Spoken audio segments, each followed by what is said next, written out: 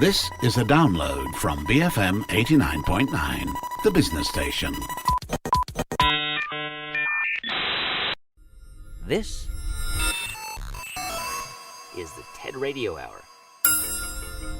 Each week, groundbreaking TED Talks. TED Talks. TED. Technology. Entertainment. Design. Is that really what it stands for? I've never known that. Delivered at TED conferences around the world. The gift of the human imagination. We've had to believe in impossible things. The true nature of reality beckons from just beyond. Those talks, those ideas, adapted for radio. From NPR. I'm Guy Raz. Coming up, if you want to have a happier life, I would say practice forgiveness. Forgiveness is self-empowerment. Forgiveness is empathy. You want to seek a true relationship with another person. Often that means saying, I'm sorry, can we start over? this episode, forgiveness. First, this news.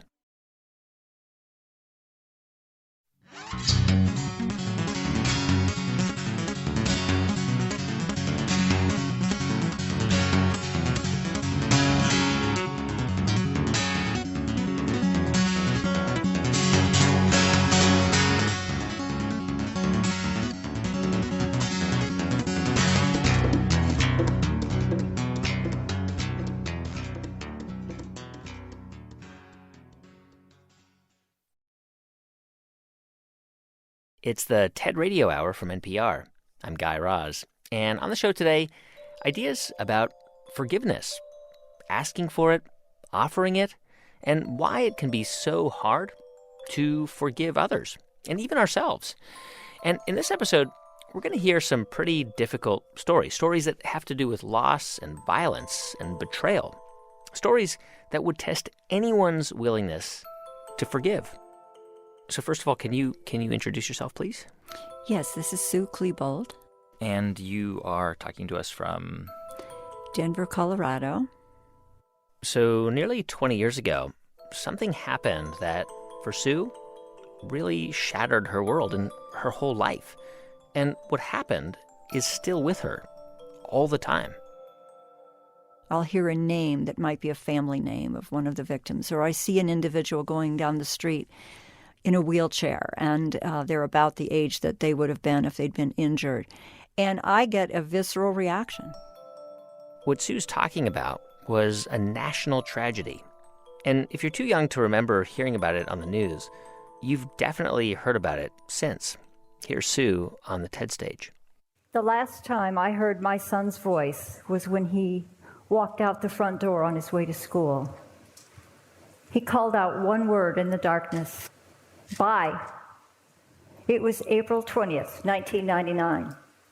Later that morning at Columbine High School, my son Dylan and his friend Eric killed 12 students and a teacher and wounded more than 20 others before taking their own lives. 13 innocent people were killed. Others sustained injuries, some resulting in disfigurement and permanent disability. There's no way to assess the magnitude of a tragedy like Columbine, especially when it can be a blueprint for other shooters who go on to commit atrocities of their own. Columbine was a tidal wave, and when the crash ended, it would take years for the community and for society to comprehend its impact. Today, I'm here to share the experience of what it's like to be the mother of someone who kills and hurts. The tragedy convinced me that I failed as a parent, and it's partially this sense of failure that brings me here today. Aside from his father, I was the one person who knew and loved Dylan the most. If anyone could have known what was happening, it should have been me, right? But I didn't know. For many years after the tragedy, did you ask yourself, what could I have done? Did you ask yourself that question all the time?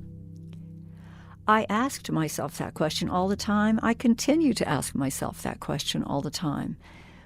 In my mind, as the mother of someone who took his own life and killed and hurt other people, I feel tremendous guilt. Now, of course, guilt is part of parenting. I don't think I've met any parents that don't feel guilty about something, even if their children turned out just fine.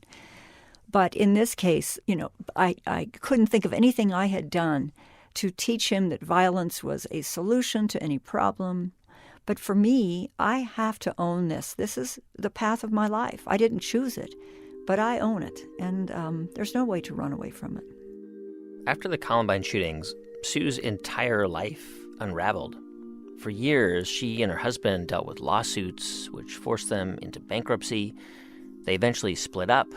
In 2001, Sue was diagnosed with breast cancer, and then she began to suffer from extreme anxiety and panic attacks. And all of this while trying to understand and to process what Dylan did. Has forgiveness been something that you've thought a lot about over the years? My synonym for forgiveness is empathy. For me, what forgiveness is, it is the ability to understand and put yourself in the other person's shoes to see what they were thinking, experiencing, and feeling, because the need to forgive disappears once we have understanding. It has helped me to do the research I've done on brain health, to try to understand in my thinking that Dylan didn't merely choose to do this in the same way that you and I would make this decision as we're sitting here talking. Yeah. And if I had to explain suicide to a child, if someone lost an uncle, for example, what we would say to a child is, your uncle became sick in his brain and he couldn't think the way we think. And because of that, he hurt himself, or in Dylan's case, he hurt other people. And that's sort of the way I've processed this. When I talk about my son's death as a suicide, I'm talking about mental health. And in the same breath, I'm talking about violence. But the last thing I want to do is to contribute to the misunderstanding that already exists around mental illness. Only a very small percent of those who have a mental illness are violent toward other people. But of those who die by suicide, it's estimated that about 75 to maybe more than 90% have a diagnosable mental health condition of some kind. But my son's death was not purely a suicide. It involved mass murder. I wanted to know how his suicidal thinking became homicidal. But research is sparse, and there are no simple answers. Yes, he probably had ongoing depression. He had experienced triggering events at the school that left him feeling debased and humiliated and mad. It was appallingly easy for a 17-year-old boy to buy guns, both legally and illegally, without my permission or knowledge. And somehow, 17 years and many school shootings later, it's still appallingly easy. It has taken me years to try to accept my son's legacy. The cruel behavior that defined the end of his life showed me that he was a completely different person from the one I knew.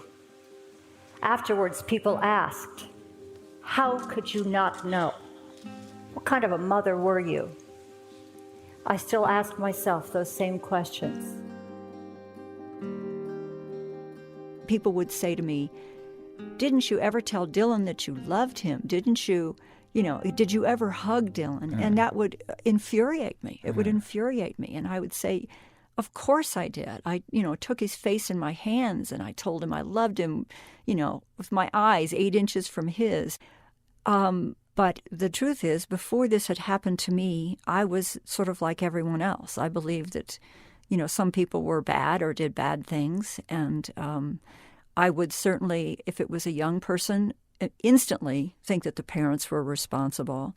I think people are horrified, terrified by the thought that something like this could happen.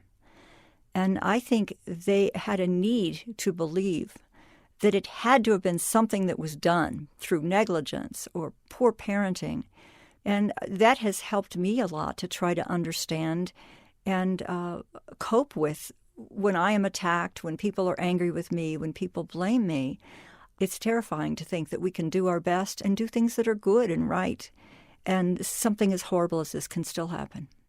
As a parent, do you struggle with the idea of forgiving yourself?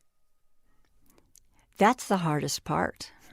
That if there's anything that I still struggle with, it's that. I don't think you can lose a child to suicide and not look back and wish you had done something differently to save them. And the other question, of course, I have dealt with is the concept of whether or not people forgive me. And, in my heart, I think I tried in every way to love my son, to raise him. I did not know if there were magic words that could have been said, if there were interventions that could have been made. At the time, I did the best I could do for him, because I loved him, and I would not want him to come to any harm under any circumstances. How have you interacted with families who were affected by the tragedy? Do you have any interaction with any of them? I do. This has always been one of the most difficult things that I've had to deal with, because right from the beginning, I wanted to connect. I wrote letters to the families. We made a public apology in the newspaper. But honestly, there's no rule book for how to do this. All of the families, everybody was different. Everyone was an individual. And even in one family, their reactions to this tragedy would be different. I didn't want to re-traumatize people. But over the years, a few of the family members, and I will say individuals from families, no entire families, but the individuals have reached out to me, and we've developed a relationship. And it's been, from my perspective, wonderful and healing, I think, for both of us. I know that I will live with this tragedy for the rest of my life. I know that in the minds of many, what I lost can't compare to what the other families lost. I know my struggle doesn't make theirs any easier. But here's something I've learned. If love were enough to stop someone who was suicidal from hurting themselves, suicides would hardly ever happen. But love is not enough. I've learned that no matter how much we want to believe we cannot know or control everything our loved ones think and feel. And the stubborn belief that we are somehow different, that someone we love would never think of hurting themselves or someone else, can cause us to miss what's hidden in plain sight. And if worst-case scenarios do come to pass, we'll have to learn to forgive ourselves for not knowing, or for not asking the right questions, or not finding the right treatment. In the end, what I know comes down to this. Even the most vigilant and responsible of us may not be able to help. But for love's sake, we must never stop trying. Thank you. Sue Klebold. She wrote about her story in a book called A Mother's Reckoning, Living in the Aftermath of Tragedy. By the way, all the profits from that book are being donated to organizations that work for mental health awareness, research, and suicide prevention. You can see Sue's entire talk at TED.com. On the show today, ideas about forgiveness. I'm Guy Raz, and you're listening to the TED Radio Hour from NPR.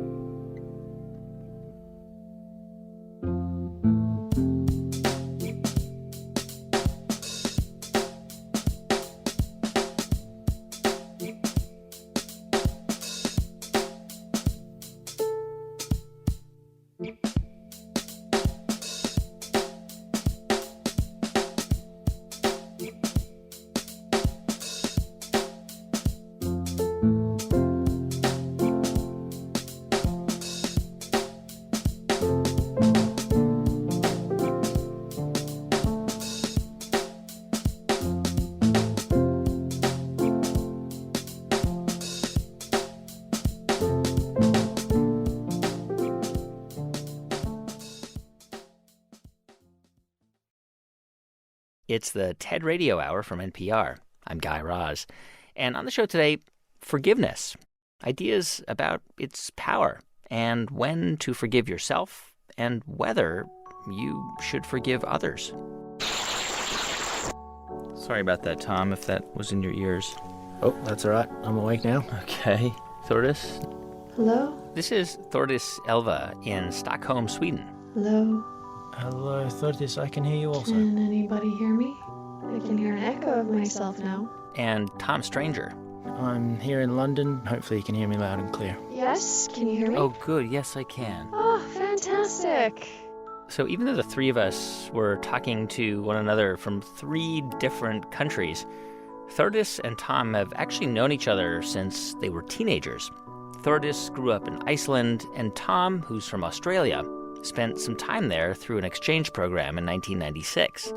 They became friends, they started dating, and about a month into it, something happened.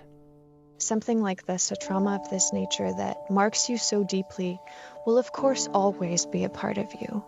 It's never gonna be something that I can just, cut away from my existence. This was something that I kept hidden. This is something that I wasn't willing to share with anyone for a long time.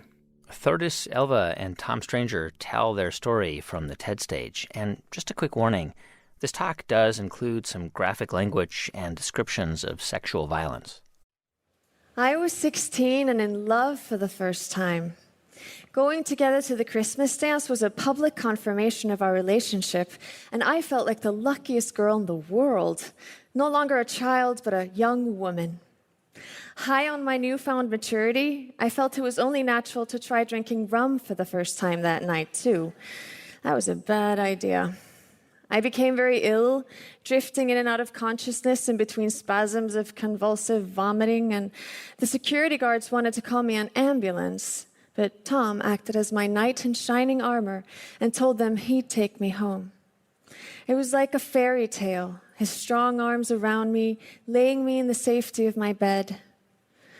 But the gratitude that I felt towards him soon turned to horror as he proceeded to take off my clothes and get on top of me. My head had cleared up, but my body was still too weak to fight back, and the pain was blinding. I thought I'd be severed in 2. In order to stay sane, I silently counted the seconds on my alarm clock. And ever since that night, I've known that there are 7,200 seconds in 2 hours. Despite limping for days and crying for weeks, this incident didn't fit my ideas about rape like I'd seen on TV. Tom wasn't an armed lunatic. He was my boyfriend. And it didn't happen in a seedy alleyway. It happened in my own bed. By the time I could identify what had happened to me as rape, he had completed his exchange program and left for Australia. So I told myself it was pointless to address what had happened. And besides, it had to have been my fault somehow. I was raised in a world where girls are taught that they get raped for a reason. Their skirt was too short. Their smile was too wide. Their breath smelled of alcohol. And I was guilty of all of those things. So the shame had to be mine. It took me years to realize that only one thing could have stopped me from being raped that night, and it wasn't my skirt. It wasn't my smile. It wasn't my childish trust. The only thing that could have stopped me from being raped that night is the man who raped me, had he stopped himself. I have vague memories of the next day, the after effects of drinking, a certain hollowness that I tried to stifle, nothing more. But I didn't show up at Thordis's door. It is important to now state that I didn't see my deed for what it was. The word rape didn't echo around my mind as it should have, and I wasn't crucifying myself with memories of the night before. It wasn't so much a conscious refusal, it was more like any acknowledgement of reality was forbidden. My definition of my actions completely refuted any recognition of the immense trauma I'd caused Thordis. To be honest, I repudiated the entire act in the days afterwards and when I was committing it. I disavowed the truth by convincing myself it was sex and not rape. Tom and Thordis didn't really talk much after that, especially about that night. And at that point, they were living at opposite ends of the world, with Tom back in Australia and Thordis in Iceland. 9 years after the Christmas dance, I was 25 years old and headed straight for a nervous breakdown. My self-worth was buried under a soul-crushing load of silence that isolated me from everyone that I cared about. And I was consumed with misplaced hatred and anger that I took out on myself. One day, I stormed out of the door in tears after a fight with a loved one, and I wandered into a cafe where I asked the waitress for a pen. I always had a notebook with me, claiming that it was to jot down ideas and moments of inspiration, but the truth was that I needed to be constantly fidgeting, because in moments of stillness, I found myself counting seconds again. But that day, I watched in wonder as the words streamed out of my pen, forming the most pivotal letter I've ever written, addressed to Tom. Along with an account of the violence that he subjected me to, the words, "I want to find forgiveness," stared back at me, surprising nobody more than myself. But deep down, I realized that this was my way out of my suffering, because regardless of whether or not he deserved my forgiveness, I deserved peace. It was a detailed account of that night. It was a chronology of what had happened and what he'd subjected me to. It was also a description of the consequences it had had on my life since then. And then it concluded in this wish of mine to find some sort of release from this. I didn't want to be a prisoner of my past any longer, but I wanted to make him aware of the hurt he'd caused. Tom, when you first read Thordis's letter to you, what went through your head? There was memories triggered, and there was a horror at learning what I did, learning what I subjected her to, learning what I was capable of, reliving that night in a way that I'd refused to do up until that point through an unconscious denial in essentially refusing to revisit that night and to see my act as rape. And it felt like to push it away would have caused more pain, so I replied shortly thereafter and asked where to from here. I mean, you immediately acknowledged and called it what it was. I mean, you understood that what you had done was rape, was sexual violence? I should state that I sunk this in a black box for a long time. I did not want to face up to it and own the fact that myself from a well-raised background with a self-perception as a decent guy was capable of this. So, yeah, that was the beginning of trying to comprehend it, but then it took me a long time for me to understand the ramifications and the depth of the pain that I'd caused. Thordis, why do you think that you were seeking forgiveness? I mean, you wrote those words in that letter. You wrote, "I want to find forgiveness." Why did you think that you wanted to try to forgive somebody who did that to you? In my mind, forgiveness is absolutely not about laying your blessing over the hurt that was caused. On the contrary, forgiveness underlines the hurt that was caused, but that you yourself don't want to be weighed down by it anymore. I didn't want to have this dictate my life. I didn't want to have it taint my self-image anymore, or my future chances at happiness or inner peace. So for me, forgiveness is not something sacrificial that you give to someone else. It's very much an act of self-interest and an act of self-empowerment. And first and foremost, release. Release from negative emotions that, in my case, were very emotionally taxing. and were taking a toll on all of my relationships and also on my own well-being. But I also want to make it clear that I do understand people that find other emotions empowering, such as anger. For some people, lingering in anger is a place where they feel empowered. Yeah. So this is very much a personal, individual kind of connection that people have with these concepts, whether it's forgiveness or anger or reconciliation or revenge. Any of these are highly personal concepts. During their correspondence, Tom wrote to Thordis that he thought he should be punished. But by that time, the statute of limitations for this crime had passed in Iceland, because in 1996, having non-consensual sex with someone who is unable to fight back wasn't even classified as rape. It was classified as a form of sexual misconduct. It felt like the only right way, amongst a lot of wrong, was for me to do time in jail. You know, and in me speaking to this, I certainly don't want to sanitise the act. I don't want to even be seen as rewarded in any way for simply admitting publicly to what I did. It's a case of I completely believe that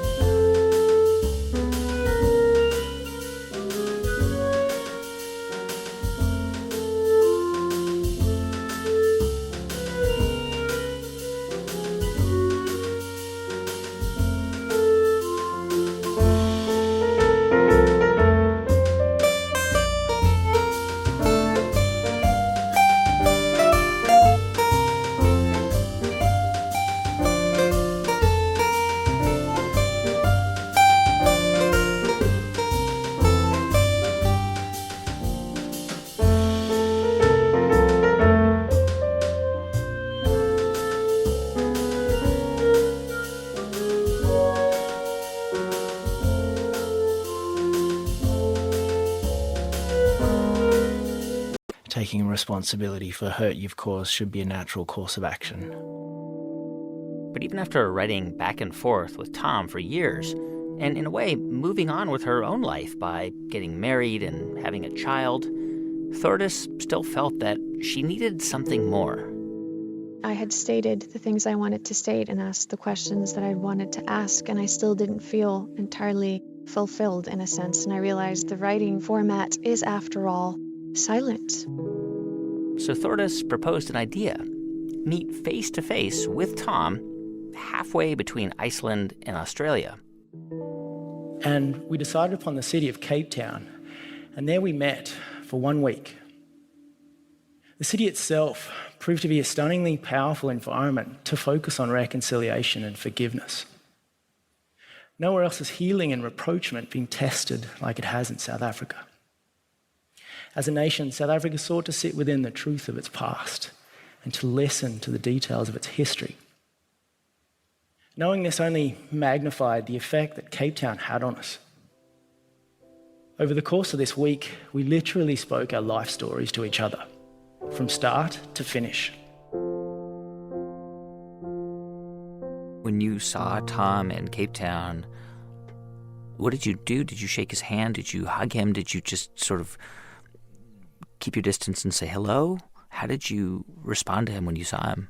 Well, the whole idea was, of course, ridden with doubt. I mean, I had multiple doubts along the way. I had nobody's footsteps to follow in. This was, in very many ways, a scary, but I felt also a necessary step for me to take. And when I say scary, I don't mean in the sense that I was afraid of Tom. I would never have undertaken this journey if I would have thought that it posed a risk to my physical safety. But it was scary to face up to some of the pain of the past and to try and set myself free from it, and thinking that it might not work. It might not be successful in the way that I'm hoping. But when I did see Tom, that again was another like, I guess, overwhelming moment in my life, with basically 16 years of history just rushing back to me. And the first thing that actually ended up happening after we greeted each other was that we walked down that street where the hotel was located. and just moving, just not standing with 16 years worth of history weighing down on my shoulders was relief, but also, I guess, symbolic for wanting to move forward with my life. Were there moments during that week in Cape Town where you thought maybe this is a mistake? Yes, there were such times. There were times where it simply felt like we were speaking in different languages and we were unable to see each other's point. And at such times, I did have moments where I thought, what the hell am I doing?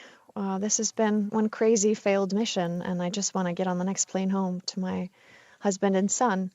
But we managed to work through them and find common ground again. So the end result of that journey was a feeling of accomplishment, and it had resulted in questions that had haunted me for years being actually answered face to face. So it did result in a feeling that perhaps something constructive could be built out of the ruins of the past, basically.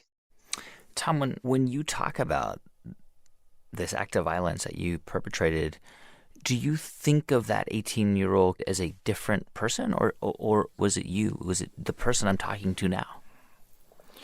No, there's no disassociation with 18-year-old Tom. There's been an excavation of my mind space that night and trying to understand who I was, what influences were around me. You know, I wasn't impervious to influences from whether it be media, whether it be peer group, whether it be the culture that I grew up in and notions of Australian masculinity. You know, I've tried to understand the environment that I grew up in to locate where this misconception and where these attitudes came from and what drove my behaviour that night. But it's a very fine line to walk, because it is undeniable that I made choices that night and that there was agency and that I made decisions. So I don't want to give too much weight, I guess, to external factors or influences, but I do hope that's where the discussion is born out of, with telling my part in that night.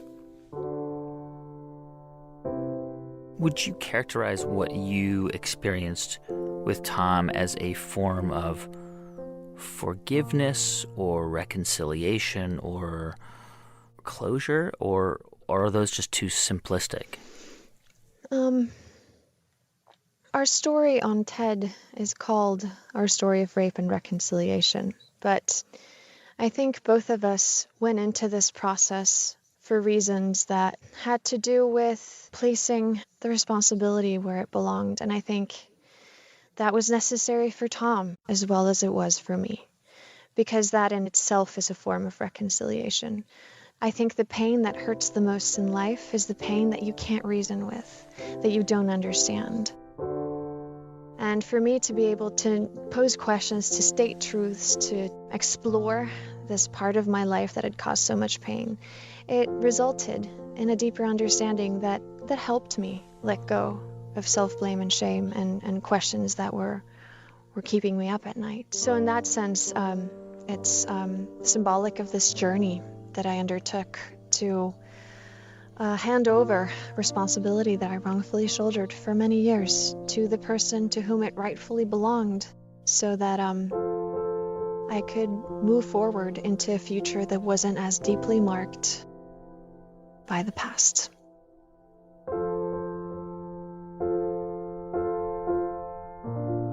Thor de Silva and Tom Stranger.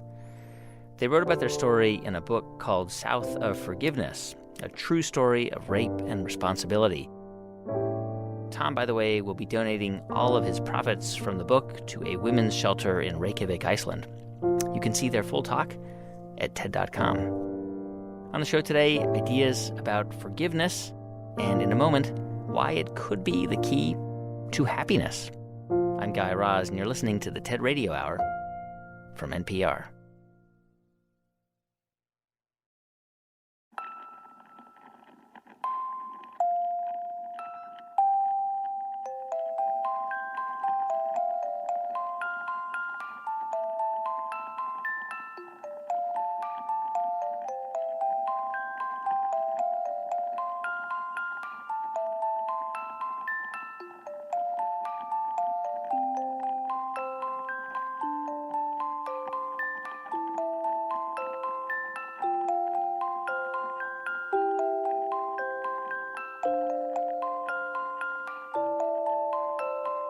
It's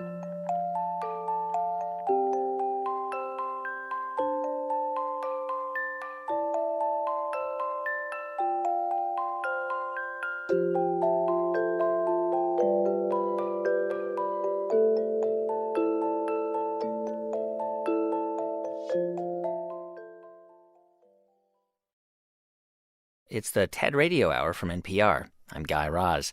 And on the show today, ideas about forgiveness, which is something that on the surface seems like it should be kind of simple, right? You have a fight, you come together, you talk about it, one person or maybe both of you says sorry, and then you move on. Oh, in the best of all worlds, that's the way it would happen. Sadly, that's not the way it usually happens. This is Elizabeth Lesser. She's written several books about spirituality and healing. And Elizabeth says part of the process of healing begins with forgiveness. If someone were to say to you, what's the point? Why should I even bother forgiving someone?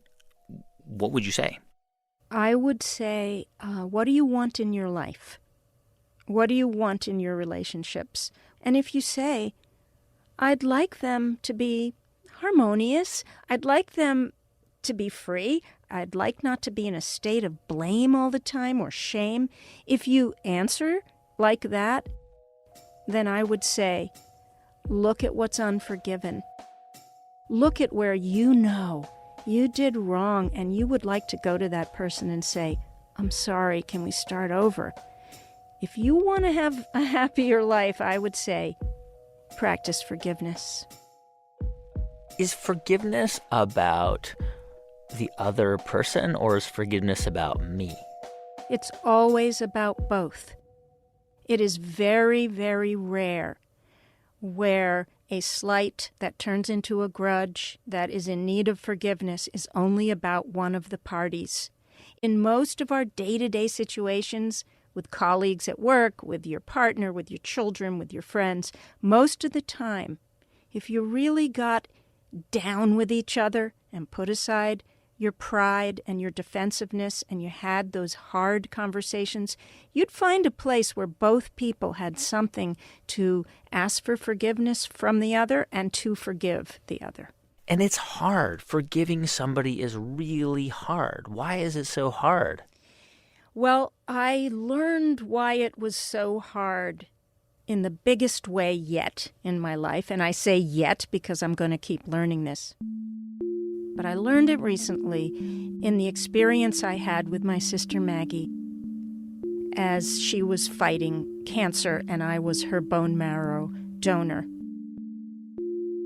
Elizabeth told that story from the TED stage. 2 years ago, my younger sister came out of remission from a rare blood cancer, and the only treatment left for her was a bone marrow transplant. And against the odds, we found a match for her who turned out to be me. I come from a family of 4 girls, and when my sisters found out that I was my sister's perfect genetic match, their reaction was, "Really? You? A perfect match for her?" Which is pretty typical for siblings. In a sibling society, there's love, and there's friendship, and there's protection, but there's also jealousy, and competition, and rejection, and attack. When I discovered I was my sister's match, I went into research mode, and I discovered that bone marrow transplants are fraught with danger. If my sister made it through the near lethal chemotherapy, she still would face other challenges. My cells might attack her body, and her body might reject my cells, and both could kill her. Rejection, attack, those words had a familiar ring in the context of being siblings. My sister and I had a long history of love, but we also had a long history of rejection and attack, from minor misunderstandings to bigger betrayals. We were hesitant to tell our truths, to reveal our wounds, to admit our wrongdoings. But when I learned about the dangers of rejection or attack, I thought, it's time to change this. What if we faced any pain we had caused each other, and instead of rejection or attack, could we listen? Could we forgive? Could we merge? Would that teach ourselves to do the same? After the transplant, all the blood flowing in her veins would be my blood, made from my marrow cells. Inside the nucleus of each of those cells is a complete set of my DNA. I will be swimming around in you for the rest of your life, I told my slightly horrified sister. I think we better clean up our relationship.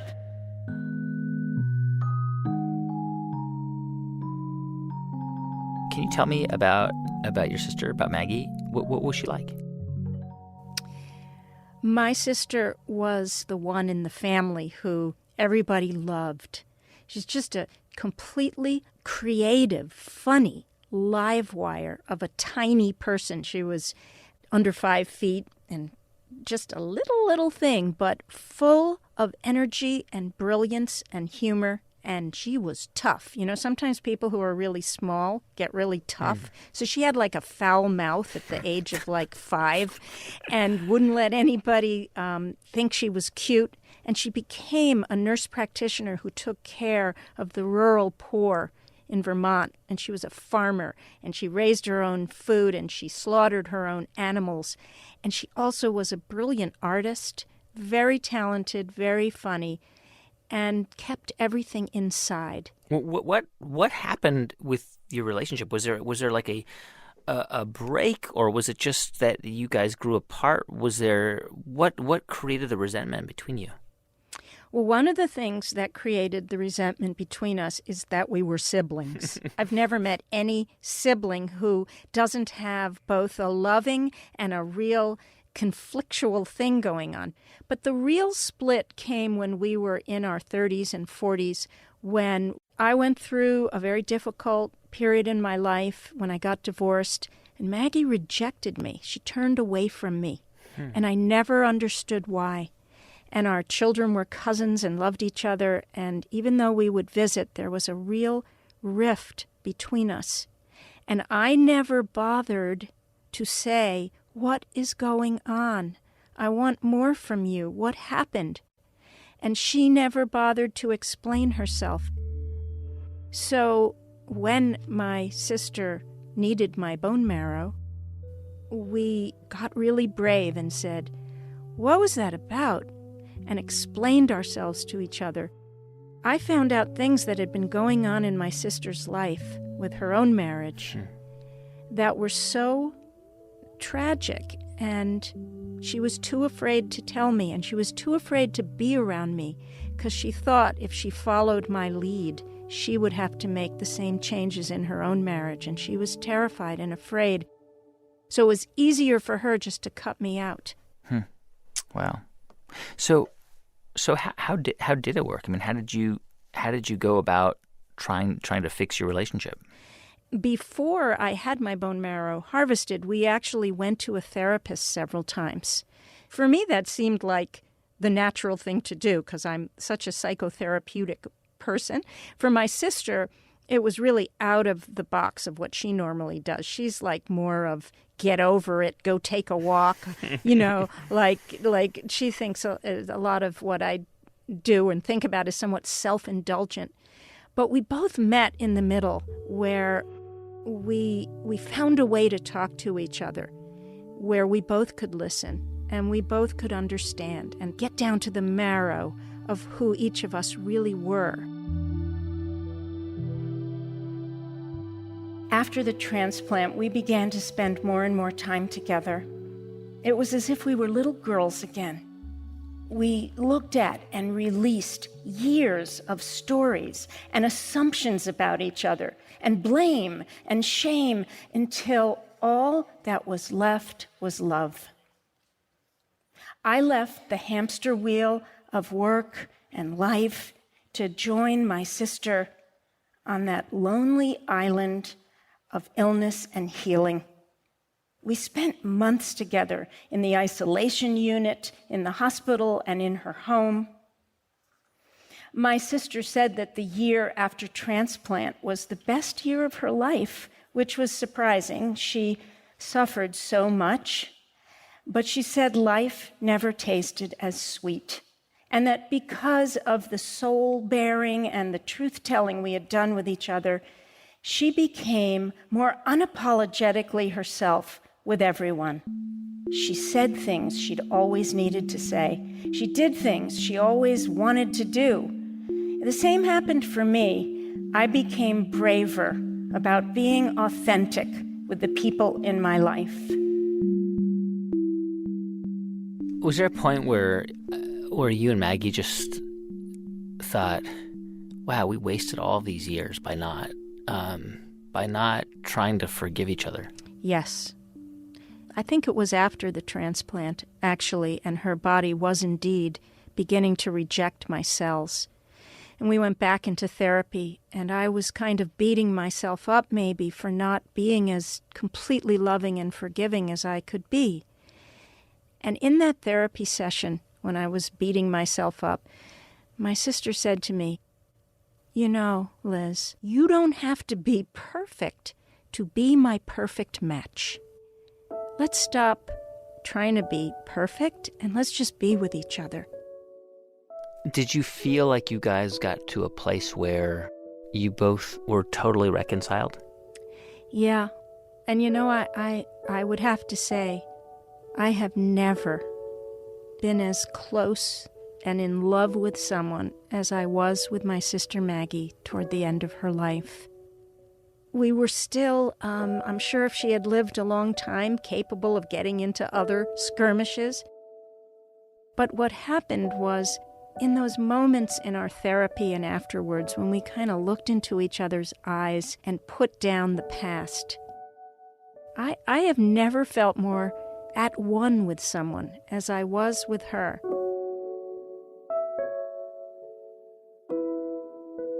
After that best year of my sister's life, the cancer came roaring back. And this time there was nothing more the doctors could do. They gave her just a couple of months to live. The night before my sister died, I sat by her bedside. She was so small and thin. I could see the blood pulsing in her neck. It was my blood, her blood, our blood. When she died, part of me would die too. I tried to make sense of it all, how becoming one with each other had made us more ourselves, and how by facing and opening to the pain of our past, we'd finally been delivered to each other, and how by stepping out of time, we would now be connected forever. My sister left me with so many things, and I'm going to leave you now with just one of them. You don't have to wait for a life or death situation to clean up the relationships that matter to you, to offer the marrow of your soul, and to seek it in another. We can all do this. We can be the one to take the first courageous step toward the other, and to do something or to try to do something other than rejection or attack.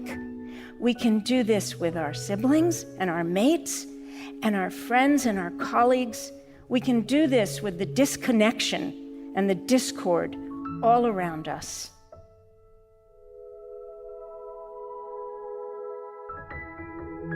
You know, I was thinking, like, what is it that stops us from doing this?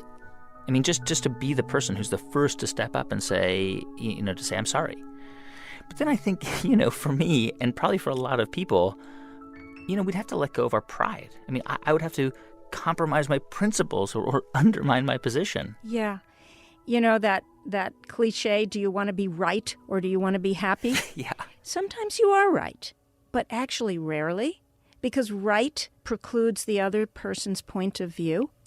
And so, do you want to be right, or do you want to seek a true relationship with another person? And often that means saying, oh man, I'm sorry, let's start over. And some things just you can't repair, right? I mean, there are obviously there are many examples, and you've been through them, and I haven't. I mean, you went through a divorce. I mean, some things just can't be fixed.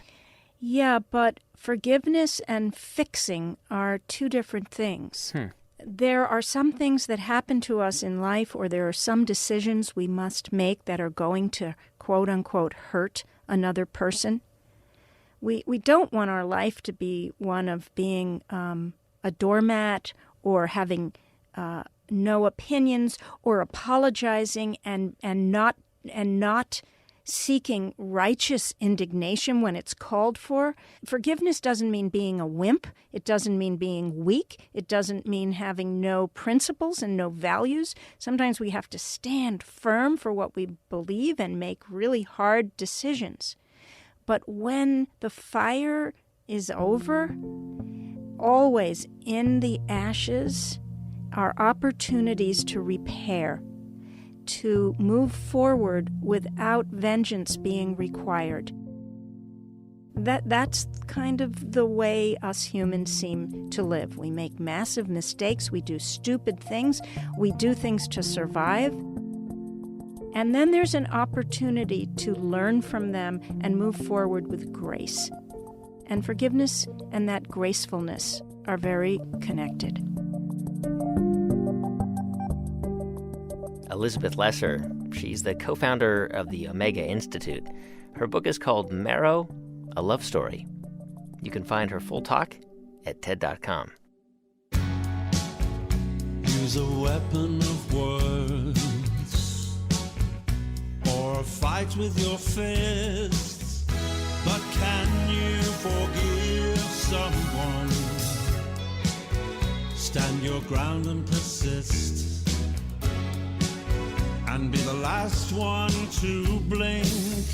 But can you forgive someone? Hey, thanks for listening to our show on forgiveness this week. If you want to find out more about who was on it, go to ted.npr.org. To see hundreds more TED Talks, check out TED.com or the TED app. Our production staff at NPR includes Jeff Rogers, Sanaz Meshkinpour, Janae West, Neva Grant, Rund Abdel Fattah, Casey Herman, and Rachel Faulkner, with help from Ramteen Arablouei, Thomas Liu, and Daniel Shukin. Our partners at TED are Chris Anderson, Kelly Stetzel, Anna Phelan, and Janet Lee. If you want to let us know what you think about the show, you can write us at tedradiohour@npr.org. I'm Guy Raz, and you've been listening to Ideas Worth Spreading right here on the TED Radio Hour from NPR. And then recall if you can how all this even began. Forgive someone. Thank you for listening to this podcast. To find more great interviews, go to bfm.my or find us on iTunes. BFM 89.9, the business station.